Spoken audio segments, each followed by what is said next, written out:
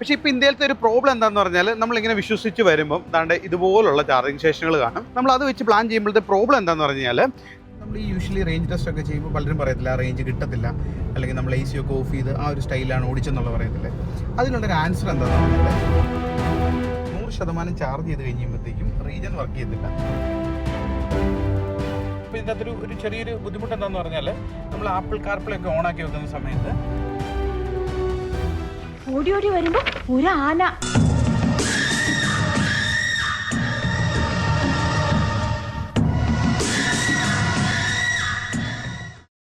നമ്മളൊരു പുതിയൊരു electric car എടുക്കണം എന്നുള്ളൊരു തീരുമാനത്തിലേക്ക് വരുമ്പം നമ്മളെല്ലാവരും ഫേസ് ചെയ്യുന്ന അല്ലെങ്കിൽ ഇപ്പോൾ സൊസൈറ്റിയിലുള്ള മേജർ ഒരു ചോദ്യമാണ്, ചെറിയ ചെറിയ ഓട്ടങ്ങൾക്കൊക്കെ പറ്റും, നമ്മൾ വലിയ ലോങ് ട്രിപ്പുകളൊക്കെ പോയി കഴിഞ്ഞ് കഴിഞ്ഞാൽ അത് ഫീസിബിൾ ആണോ അല്ലെങ്കിൽ നമുക്ക് പോകാൻ പറ്റുമോ എന്നുള്ളതിനുള്ളൊരു ഉത്തരത്തിന് വേണ്ടിയിട്ട് നമ്മൾ ഇന്ന് MGയുടെ വിൻസർ ഉണ്ട്, അവരുടെ പ്രോ വേരിയൻ്റും അല്ല, അവരുടെ ഒരു ബേസിക് ചെറിയ battery pack 38 something battery pack വരുന്ന വേരിയൻറ്റുമായിട്ട് നമ്മളിന്ന് ബാംഗ്ലൂർ വരെ പോവാണ്.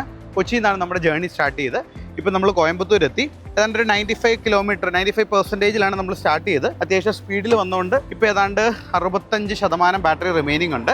ഈ ഒരു കണക്കിലാണെങ്കിൽ ഏതാണ്ട് ഒരു 260-270 കിലോമീറ്റർ ഇവന് റേഞ്ച് കിട്ടും. നമ്മൾ 5 പേരുണ്ടെന്ന് ഓർക്കണം, 5 നമ്മളെപ്പോലെ തന്നെ ഫുള്ളായിട്ട് അഡൽട്സ് ആണ്. പക്ഷേ ഇപ്പോൾ ഇന്ത്യയിലത്തെ ഒരു പ്രോബ്ലം എന്താണെന്ന് പറഞ്ഞാൽ നമ്മളിങ്ങനെ വിശ്വസിച്ച് വരുമ്പം ദാണ്ട് ഇതുപോലുള്ള ചാർജിങ് സ്റ്റേഷനുകൾ കാണും. നമ്മൾ അത് വെച്ച് പ്ലാൻ ചെയ്യുമ്പോഴത്തെ പ്രോബ്ലം എന്താണെന്ന് പറഞ്ഞാൽ ദാണ്ട് ഇപ്പോൾ ഇന്ന് ഈ ചാർജിങ് സ്റ്റേഷൻ വർക്കിംഗ് അല്ല. പക്ഷേ ഇന്നത്തെ ഒരു അഡ്വാൻസ്മെൻറ്റിൻ്റെ ഗുണം എന്താണെന്ന് പറഞ്ഞാൽ ഇതുപോലെ വർക്കിംഗ് അല്ല. ഇതിപ്പോൾ ഈ വൈറ്റ് ഹൗസിലാണ് ഞാൻ നിൽക്കുന്നത്. ഇവർക്കിത് വർക്കിംഗ് ആക്കി ഒരു 1.5 മാസം ഇത് കേടായിട്ട്. വർക്കിംഗ് ആക്കുവരെ നമുക്കൊക്കെ ഭയങ്കര ഉപകാരമായിരുന്നു. ഈ പറഞ്ഞതിന് വേറൊരർത്ഥം ഇല്ലേ? ഏയ് അങ്ങനെ പ്രത്യേകിച്ച് അർത്ഥമൊന്നുമില്ല. പക്ഷേ ഇതിൻ്റെ ഒരു ഗുണം എന്താണെന്ന് പറഞ്ഞാൽ ഇപ്പോൾ ഈ റൂട്ട്സിലാണെങ്കിലും അല്ല നമ്മൾ ഏതൊരു മേജർ ഒരു കുഞ്ഞൊരു ടൗൺ എടുത്താലും അതിന് ചുറ്റിപ്പറ്റി ഒത്തിരി അധികം ചാർജിങ് സ്റ്റേഷൻസ് ഉണ്ട്. ഇവിടെ നിന്ന് ഒരു 3 കിലോമീറ്റർ അപ്പുറത്ത് ഒരു 2 ചാർജിങ് സ്റ്റേഷൻ ഉണ്ട്. ഇവിടെ പുതിയൊരു BPCLൻ്റെ പമ്പ് വരുന്നുണ്ട്. അവിടെ ഒരു 60 കിലോ വാട്ടിൻ്റെ ചാർജിങ് സ്റ്റേഷൻ ഉണ്ട്. അതായത് നമുക്ക് എവിടെ പോയാലും നമുക്ക് ചാർജ് ചെയ്യാൻ പറ്റും എന്നുള്ളൊരു ഓപ്ഷൻ ഉണ്ട്. അപ്പോൾ നമ്മളിപ്പോൾ തീരുമാനിച്ചതെന്ന് വെച്ചാൽ കോയമ്പത്തൂർ പോയി ചാർജ് ചെയ്യാം. എന്നിട്ട് നമ്മൾ പോകുന്ന സത്യമംഗലം, അതുപോലെ തന്നെ നമ്മൾ കയറാൻ പോകുന്നതെന്ന് പറഞ്ഞാൽ മറ്റേ ബന്ദിപ്പൂർ. എനിക്ക് ഫോറസ്റ്റ് കയറാൻ ഫോറസ്റ്റ് നമുക്ക് ഭയങ്കര ഇഷ്ടമാണല്ലോ. ബന്ദിപ്പൂർ വഴി ബാംഗ്ലൂർ 15-16 അവർ ജേണിയാണ്. മൊത്തം 1300-1500 കിലോമീറ്റർ നമ്മൾ അങ്ങോട്ടും ഇങ്ങോട്ടും കൂടെ ഓടും. അപ്പോൾ അതാണ് ട്രൈ ഔട്ട് ചെയ്യാൻ പോകുന്നത്. അപ്പോൾ എല്ലാവർക്കും ഡോക്ടർ ഡ്രൈവിൻ്റെ പുതിയൊരു വീഡിയോയിലേക്ക് സ്വാഗതം. എന്ത് സെൻഡ് ചെയ്യുന്ന കാര്യമാണോ ഇത്? എന്ത് സെൻഡ് ചെയ്യുന്ന കാര്യം ബോസേ? ഇത് നമ്മുടെ മോണിക്ക. അപ്പോൾ ഞങ്ങളെല്ലാവരും കൂടെ കേട്ടോ. നമ്മുടെ ജോബിനുണ്ട്, ശരത്തുണ്ട്, വിജിത്തുണ്ട്, അതുപോലെ തന്നെ ബോസ് ഉണ്ട്. അപ്പൊ മൂലം തിരുന്നാൾ വലിയ ക്യാമറാണില്ലേ എന്ന് ഞാൻ തന്നെ എങ്ങനെ പറയാ. ബോസ് കപ്പലിലെ മെയിൻ ആളാണ്. അപ്പോൾ കപ്പലൊക്കെ ഓടിച്ചിട്ടാണ് ആശാൻ ഇപ്പം നമ്മുടെ അടുത്ത് ട്രിപ്പിൽ വന്നേക്കുന്നത്. അത് നിന്നെ കാണിച്ചില്ലേ? ഇത് എവിടെയോ കണ്ട് മറന്ന പോലെ തോന്നുന്നുണ്ടല്ലോ. ഹൈ സണ്ണി, അമ്പട കേമാ, സണ്ണി കുട്ട. അപ്പം ഞാൻ നിങ്ങളുടെ അടുത്ത് പറഞ്ഞ പോലെ ഏകദേശം 100 കിലോമീറ്റർ നമ്മൾ ഓടി. 103 കിലോമീറ്റർ സംതിങ് ഓടി. 30% ബാറ്ററിയാണ് അതിന് തീർന്നേക്കുന്നത്. അപ്പം നമുക്കിനി ചാർജിങ് സ്റ്റേഷനിൽ എത്തിയിട്ട് ബാക്കി എക്സ്പീരിയൻസ് കാണിച്ചു തരാം. അപ്പം നിങ്ങളിപ്പോൾ കാണുന്ന പോലെ ഇതിൻ്റെ അകത്ത് നമ്മൾ ഡ്രൈവ് ചെയ്യുമ്പം ഒരു 4 മോഡ്സ് ഉണ്ട്. ആദ്യത്തെ എന്ന് പറയുന്നത് എക്കോ പ്ലസ് എന്ന് പറഞ്ഞൊരു മോഡാണ്. പിന്നെ ഒരു എക്കോ എന്ന് പറഞ്ഞൊരു മോഡുണ്ട്, ഒരു നോർമലുണ്ട്, അതുപോലെ തന്നെ ഒരു സ്പോർട്സ് മോഡ് MG കൊടുത്തിട്ടുണ്ട്. അപ്പോൾ ഇതിൽ ശരിക്കും ഇതൊരു മിനിമലിസ്റ്റിക് ഡിസൈൻ ലാംഗ്വേജ് ആണ്. അതായത് നമുക്ക് സ്വിച്ചസ് ഒക്കെ കുറവും, എല്ലാ കൺട്രോൾസും മിക്ക കൺട്രോൾസും ഈ ഒരു ഡിസ്പ്ലേക്കകത്താണ്. അതായത് നമുക്ക് സൺ റൂഫ് അല്ലെങ്കിൽ മൂൺ റൂഫ് തുറക്കുന്നതും ലൈറ്റിൻ്റെ കൺട്രോൾസും ഒക്കെ ഇതിൻ്റെ അകത്ത് തന്നെയാണ് വരുന്നത്. അപ്പോൾ മോഡാണെങ്കിൽ നമുക്ക് ഏത് മോഡ് മാറ്റണം എന്നുള്ളതും ഒക്കെ ഇതിൻ്റെ അകത്താണ്. അപ്പോൾ ഇതിൻ്റെ അകത്തൊരു ചെറിയൊരു ബുദ്ധിമുട്ട് എന്താണെന്ന് പറഞ്ഞാൽ നമ്മൾ ആപ്പിൾ കാർപ്ലേ ഒക്കെ ഓണാക്കി വെക്കുന്ന സമയത്ത് നമുക്ക് ഇതിൻ്റെ അകത്ത് അത് എടുക്കാനുള്ളൊരു ഡിഫിക്കൽട്ടി വരും. പക്ഷേ അതിനുള്ളൊരു സൊല്യൂഷൻ അവർ തന്നിട്ടുണ്ട്. നമ്മൾ പണ്ട് M കാറിലൊക്കെ കാണുന്ന പറഞ്ഞാൽ ഈ ഒരു ഫിസിക്കൽ ബട്ടൺസ് ഉണ്ടല്ലോ നമ്മളെ സ്റ്റിയറിങ്ങിലുള്ള, അപ്പോൾ ഈ ബട്ടൺ നമുക്ക് ഏത് ഫംഗ്ഷൻ വേണമെങ്കിലും നമുക്ക് കൊടുക്കാം. ഇപ്പോൾ ഞാൻ ഒന്ന് ക്ലിക്ക് ചെയ്തപ്പോഴത്തേക്കും അവിടെ എക്കോ മോഡിലേക്ക് വന്നു. നോർമലുണ്ട്, സ്പോർട്സ് ഉണ്ട്.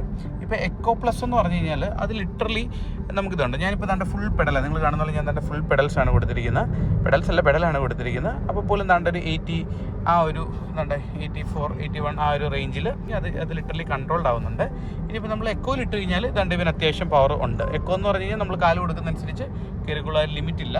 പിന്നെ നോർമൽ മോഡ്, സ്പോർട്സ് മോഡിൽ ഇട്ട് കഴിഞ്ഞാൽ വണ്ടി വേറെ ലീഗ് വെഹിക്കിളാണ് കേട്ടോ. നമുക്കിപ്പോൾ ഉള്ളൊരു സ്പീഡിങ് ഒന്നുമല്ല, അഗ്രസീവ് ആയിട്ട് തന്നെ അവൻ കയറിക്കോളും. അതിൻ്റെ ബ്രേക്കിംഗ് എഫിഷ്യൻസി നമ്മൾ ലോങ്സ് പോകുമ്പോൾ നമ്മൾ മെയിൻലി നോക്കേണ്ട ഒരു കേസാണ് ബ്രേക്കിംഗ് എഫിഷ്യൻസി എന്ന് പറയുന്നത്. ബ്രേക്കിംഗ് എഫിഷ്യൻസിയും നല്ല രീതിയിൽ നല്ല ഹാർഡ് ബ്രേക്ക്. ഇവിടെ ഞാൻ പിടിക്കത്തില്ല, ഓഫ് കോഴ്സ് നമ്മൾ 1ാം സ്പീഡ് ലൈനും കൂടെയാണ്. നല്ല നല്ല ബ്രേക്കിംഗ് പവർ ഉണ്ട്. അത് ഞാൻ ഇടയ്ക്ക് എപ്പോഴെങ്കിലും വീഡിയോയ്ക്കകത്ത് ആഡ് ചെയ്യാം. അപ്പോൾ ഇതിൻ്റെ അകത്ത് എനിക്ക് പറഞ്ഞു തരാനുള്ള വേറൊരു കാര്യം എന്താണെന്ന് പറഞ്ഞാൽ, നമ്മൾ ഈ യൂഷ്വലി റേഞ്ച് ടെസ്റ്റ് ഒക്കെ ചെയ്യുമ്പോൾ പലരും പറയത്തില്ല ആ റേഞ്ച് കിട്ടത്തില്ല, അല്ലെങ്കിൽ നമ്മൾ AC ഒക്കെ ഓഫ് ചെയ്ത് ആ ഒരു സ്റ്റൈലാണ് ഓടിച്ചെന്നുള്ള പറയത്തില്ലേ. അതിനുള്ളൊരു ആൻസർ എന്താണെന്ന് പറഞ്ഞാൽ, ഈ EVയുടെ ഒരു ഡ്രൈവിംഗ് സ്റ്റൈൽ എന്ന് പറയുന്നത് അത് എൻ്റയർലി ഡിഫറെൻ്റ് ആണ്. നമ്മൾ കുറച്ച് കിലോമീറ്റർ EV ഓടിച്ച് ചെയ്യുമ്പോഴത്തേക്കും നമുക്ക് ആ ഒരു പാറ്റേണിലേക്ക് കിട്ടും. അതായത് ഇതിൻ്റെ റീജൻ എന്ന് പറഞ്ഞൊരു സാധനം നമ്മൾ മാക്സിമം യൂട്ടിലൈസ് ചെയ്ത് ഓടിക്കണം. ഞാൻ റീജൻ ഹൈയിലാണ് ഇട്ടേക്കുന്നത്. നമ്മൾ ഇതിൻ്റെ അകത്ത് തന്നെയാണ് ബേസിക്. ബാക്കി വെഹിക്കിൾസിൻ്റെ അകത്ത് കൂടെ സ്വിച്ചസ് ഉണ്ട്, പക്ഷേ ഇതെല്ലാം ഞാൻ പറഞ്ഞാൽ കമ്പ്യൂട്ടറൈസ്ഡ് ആയതുകൊണ്ട് അതിൻ്റെ അകത്ത് തന്നെ റീജൻ കൊടുത്തിട്ടുണ്ട്. അപ്പോൾ റീജൻ ഹൈ ഇട്ടേക്കുന്നതുകൊണ്ട് തന്നെ ഇപ്പോൾ യൂഷ്വലി നിങ്ങൾ നോക്കി, അതായത് ഈ ഒരു നമ്മളിപ്പോൾ 75 കിലോമീറ്റർ സ്പീഡിലാണ് പോകുന്നത്. എന്നാലും അതിൻ്റെ പവർ എടുക്കാൻ ഞാൻ സമ്മതിച്ചേക്കുന്ന ഒരു 8 കിലോ വാട്ട് അല്ലെങ്കിൽ 9 കിലോ വാട്ടൊക്കെ ഞാൻ പവർ എടുക്കുന്നത്. അതായത് ഞാൻ അഗ്രസീവായിട്ട് ത്രോട്ടിൽ ചെയ്യുന്നില്ല, ഐ എം ജസ്റ്റ് സ്ലൈഡിങ്. അതായത് കൃത്യമായിട്ട് ആ വണ്ടിയുടെ റീജൻ മാക്സിമം യൂട്ടിലൈസ് ചെയ്തിട്ടുണ്ട്. ഇപ്പോൾ നമ്മളൊരു ബ്രേക്ക് പിടിക്കുന്ന സമയത്ത് അത് -31 കിലോ വാട്ടാണ് അത് കയറിക്കൊണ്ടിരിക്കുന്നത്. അങ്ങനെ 1 മണിക്കൂർ പിടിച്ച് കഴിഞ്ഞാൽ നമ്മൾ ഫുൾ ചാർജ് ആകും. മനസ്സിലായി? ഇത് 38 kWhന്റെ ബാറ്ററി പാക്കാണ്. അപ്പോൾ 38.5 kWh ആണെന്നുണ്ടെങ്കിൽ അപ്പോൾ അത് 1 മണിക്കൂർ നമ്മൾ പിടിച്ച് അത്രയും റീജൻ കയറുക എന്നാണ് അതിൻ്റെ മീനിങ്. അപ്പോൾ ആ ഒരു സെയിം ഇമ്പാക്റ്റ് ആണ് ഇവിടെയും കാണുന്നത്. ഇപ്പോൾ ഞാൻ എന്താണ്ട് വളരെ മൈൽഡായിട്ട് അഗ്രസീവായിട്ട് ആക്സലേഷൻ കൊടുത്തു കഴിഞ്ഞതുണ്ട്, സ്പീഡ് കയറത്തുമില്ല. ഇതിപ്പോൾ എക്കോ പ്രോ ആയതുകൊണ്ടാണ് അവിടെ കൺട്രോൾഡ് ആവുന്നത്, ഇല്ലെങ്കിൽ അത് നല്ല രീതിയിൽ മുന്നോട്ട് പോയിക്കോളും. ഇതുണ്ട് നമ്മളൊരു സ്ലൈഡിങ് സ്റ്റൈലിലാണ് വെഹിക്കിൾ ഓടിക്കുന്നത്. അതായത് ഒരു റീജൻ ഇതുണ്ട്, ഒരു ഗ്ലൈഡ് ചെയ്ത് എന്നാൽ അതിൻ്റെ സ്പീഡ് നോക്കണം. നിങ്ങളൊരു 80-70 കിലോമീറ്റർ സ്പീഡിലായിരിക്കും അത് ഡ്രൈവ് ചെയ്യുന്നത്. അപ്പോൾ ഇങ്ങനെ നിങ്ങൾ ഓടിച്ചു കഴിഞ്ഞാൽ ഇവൻ്റെ റേഞ്ച് ഏകദേശം കമ്പനി പറയുന്ന റേഞ്ച് നമുക്ക് കിട്ടും. അപ്പോൾ ഇതിപ്പോൾ ഞാനിപ്പോൾ എൻ്റെ നമ്മുടെ വെഹിക്കിൾ എന്ന് പറഞ്ഞാൽ ഫുള്ളി ലോഡറാണ്. ഞങ്ങളെല്ലാവരും നല്ല സൈസുള്ള ആൾക്കാരാണ്. അപ്പോൾ ഇതാണ്ട് സ്പോർട്സിൽ ഞാൻ പറഞ്ഞാൽ ഇങ്ങനെ സ്പോർട്സിൽ കയറുമ്പോൾ നമ്മുടെ റേഞ്ച് പിന്നെയും കുറയും. അപ്പോൾ ഈ ഒരു സ്വിച്ച് വളരെ യൂസ്ഫുള്ളാണ്. നമ്മൾ എക്കോ പ്രോയിലേക്ക് ഇട്ട് കഴിഞ്ഞാൽ നമുക്ക് താണ്ട വളരെ കംഫർട്ടബിൾ ആയിട്ട് പോകാൻ പറ്റും. ഇവൻ്റെ ഒരു ഹയർ ബാറ്ററി പാക്ക് വേരിയൻറ്റും കൂടെ ഉണ്ട് കേട്ടോ, മറ്റേ MGയുടെ വിൻസർ പ്രോ. അത് നമുക്കൊന്ന് ഡ്രൈവ് ചെയ്ത് നോക്കാം. അപ്പോൾ ഇതാണ് ഫസ്റ്റ് ഒരു ഇംപ്രഷൻ എന്ന് പറഞ്ഞാൽ ഡ്രൈവ് ചെയ്യുമ്പോൾ. ഇനി നമുക്ക് ചാർജിങ് സ്റ്റേഷനിൽ ചെന്നിട്ട് അവൻ്റെ സ്പീഡ് കൂടെ നമുക്കൊന്ന് കാൽക്കുലേറ്റ് ചെയ്ത് നോക്കാം. ലൈക്ക് ചാർജിങ് സ്റ്റേഷനിൽ ചെല്ലുമ്പോൾ ബുദ്ധിമുട്ടുകൾ ഉണ്ടാവുമോ എന്നുള്ള കാര്യങ്ങളൂടെ നമുക്ക് നോക്കാം.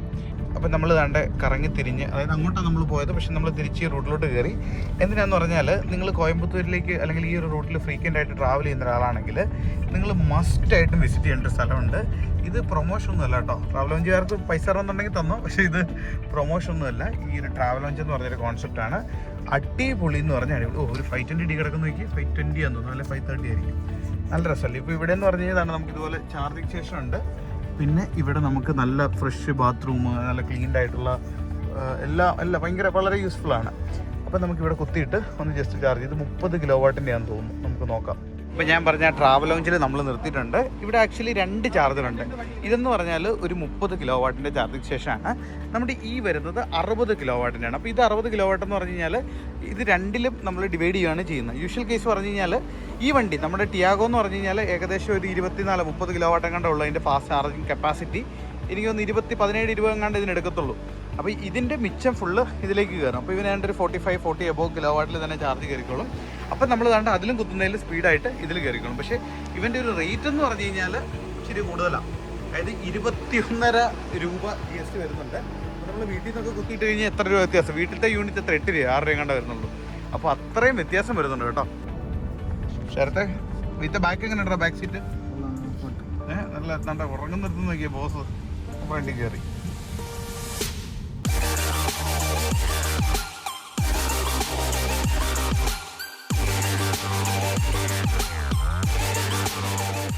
നമ്മൾ ഈ കയറ്റം കയറുമ്പോൾ താണ്ട റേഞ്ച് നല്ല രീതിയിൽ കുറയുന്നുണ്ട്. അത് ഇറങ്ങുമ്പോൾ കയറേണ്ടതാണ്. അപ്പോൾ നമുക്ക്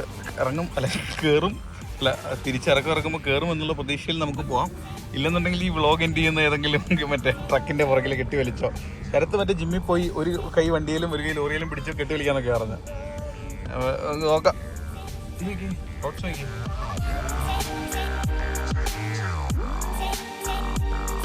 അപ്പം ഞങ്ങൾ ദാണ്ട ബന്ദിപ്പൂർ വന്ന് സ്റ്റേ അടിച്ചിട്ടുണ്ട്. അപ്പോൾ നാളെ രാവിലെ മറ്റേ ആ മസനഗുഡി റൂട്ടിലൊന്ന് പോയി ജസ്റ്റ് ഒന്ന് ആനിമൽ സൈറ്റിങ് കിട്ടുമോ നോക്കാനാണ്. അപ്പോൾ ദാണ്ട ഏകദേശം ഫുൾ ചാർജ് ആയിട്ടുണ്ട്.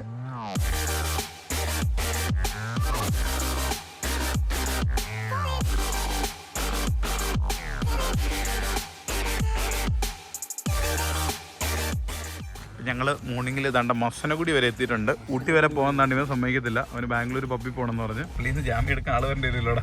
ഓടി ഓടി വരുമ്പോ ഒരു ആന.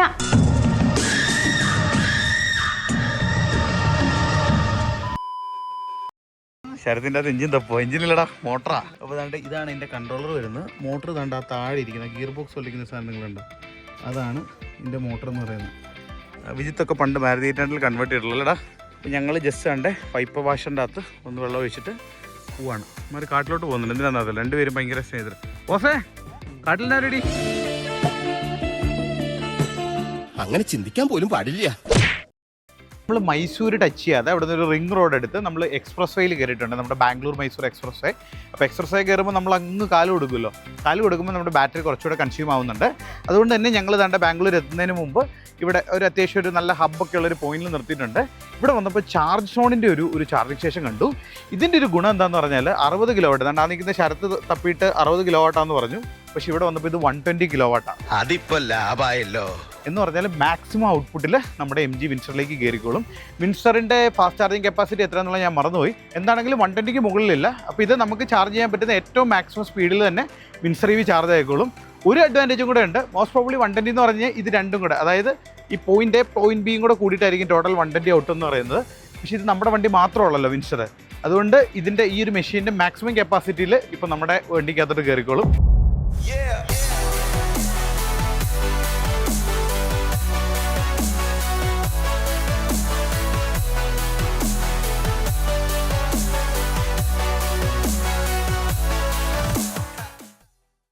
അപ്പം ഞങ്ങൾ മോർണിംഗിൽ നമ്മുടെ പ്ലേ അറീന എന്ന് പറഞ്ഞൊരു സ്ഥലത്ത് ജസ്റ്റ് കുറച്ച് ഗോ കാട്ടിംഗ് ഒക്കെ ചെയ്യാൻ വേണ്ടി വന്നതാണ്. അപ്പം നമുക്ക് ഇവനെ കുത്തിയിടാം. ഒരു 2-3 മണിക്കൂർ നമ്മൾ എന്തായാലും ഇവിടെ സ്പെൻഡ് ചെയ്യുന്നുണ്ട്. ആ സമയം കൊണ്ട് ഇത് സ്ലോ ആയിട്ട് ഫുൾ ചാർജ് കയറിക്കോളൂ എന്ന് പ്രതീക്ഷിക്കുന്നു.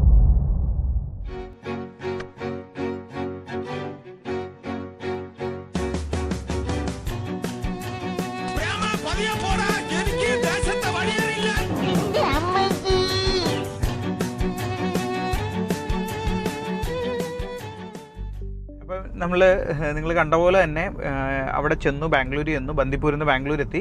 ബാംഗ്ലൂർ നമ്മൾ ചാർജ് ചെയ്യാനിട്ടു. കുറച്ച് പ്ലെയർ ഏരിയയിലൊക്കെ പോയി കുറച്ച് ഗെയിംസും ഒക്കെ ഹോസ്റ്റ് ചെയ്തു. ഗോ കാട്ടിംഗ് ഒക്കെ കളിച്ചത് അതിൽ ഞാനാണ് ഫസ്റ്റ് ടോപ്പ് സ്കോർ ചെയ്ത്. അവരെല്ലാം പൊട്ടിച്ചിട്ടുണ്ട്. നമ്മൾ ഗോ കാട്ടിംഗ് ഓക്കെ, പിന്നെ ഷൂട്ടിംഗ്, അങ്ങനെ കുറേ ഗെയിംസ് ഉണ്ടായിരുന്നു. അതൊക്കെ കഴിഞ്ഞ് തിരിച്ചു വന്നപ്പോൾ ഞങ്ങൾ വൈകുന്നേരം അവിടെ നിന്ന് ഒരു 4 മണി 4:30 ആയപ്പോൾ, 4 മണി ഏകദേശം 4 മണി ആയപ്പോഴാണ് വൈകുന്നേരം ബാംഗ്ലൂരും തിരിച്ചത്. അപ്പോൾ നിങ്ങൾക്ക് അറിയാമായിരിക്കുമല്ലോ യൂഷ്വൽ ബാംഗ്ലൂർ ട്രാഫിക്കും എല്ലാം കിട്ടി വന്നു. അപ്പോൾ ഞാൻ മാപ്പിൽ നോക്കിയപ്പോൾ നമ്മൾ ഈറോഡ് കോയമ്പത്തൂർ ആ ഒരു വഴി തന്നെ പിടിച്ചു. തിരിച്ച് മറ്റേ ഫോറസ്റ്റ് റൂട്ടൊന്നും പിടിച്ചില്ല അങ്ങോട്ട് പോയാലേ. അപ്പോൾ തിരിച്ച് വരുന്ന വഴിക്ക് ഞാൻ മാപ്പി നോക്കിയപ്പം ഏകദേശം 11.5 മണിക്കൂറാണ് നോർമലി ഒരു വെഹിക്കിളിന് നമ്മുടെ കൊച്ചി വരെ എത്താൻ കാണിച്ചിരുന്നൊരു സമയം എന്ന് പറയുന്നത്. അപ്പോൾ 4 മണിക്ക് ഇറങ്ങി ഞങ്ങൾ 2 തവണ ചാർജ് ചെയ്തു. ഒന്ന് ഈറോഡ് സംതിങ്ങിലും ഒന്ന് കോയമ്പത്തൂരിലും ചാർജ് ചെയ്തു. കാരണം എന്താ വെച്ചാൽ ഞാൻ ഒട്ടും കോംപ്രമൈസ് ഇല്ല. അടിച്ച് വിട്ടാണ് വണ്ടി ഓടിച്ച് ഒരു 120 കിലോമീറ്റർ സ്പീഡിൽ. അപ്പോൾ അങ്ങനെ വരുന്ന സമയത്ത് ആദ്യമേ ചാർജ് ചെയ്തപ്പോൾ ഞങ്ങൾ ചെറുതായിട്ട് ഫുഡ് കഴിച്ചു. രണ്ടാമത് ചാർജ് ചെയ്തപ്പോൾ വീണ്ടും ഫുഡ് കഴിച്ചു. അങ്ങനെ നമ്മൾ ലാഭിക്കുന്ന പൈസ എല്ലാം ഫുഡ് കഴിച്ച് പോകുന്നുണ്ടെന്നൊരു സംശയമുണ്ട്. എന്നാൽ പോലും അങ്ങനെ 1-2 തവണ ഫുഡും കഴിച്ച് ഞങ്ങൾ രാവിലെ ഒരു 4 മണി ആയപ്പോഴത്തേക്ക് അവിടെ കോയമ്പത്തൂർ നമ്മൾ തിരിച്ച് വന്ന് ട്രാവൽ ലോഞ്ചിൽ ഒന്ന് ഫ്രഷായി ഞാനൊന്ന് കുളിച്ചിറങ്ങിയപ്പോഴത്തേക്ക് വീണ്ടും ഫുൾ ചാർജായി.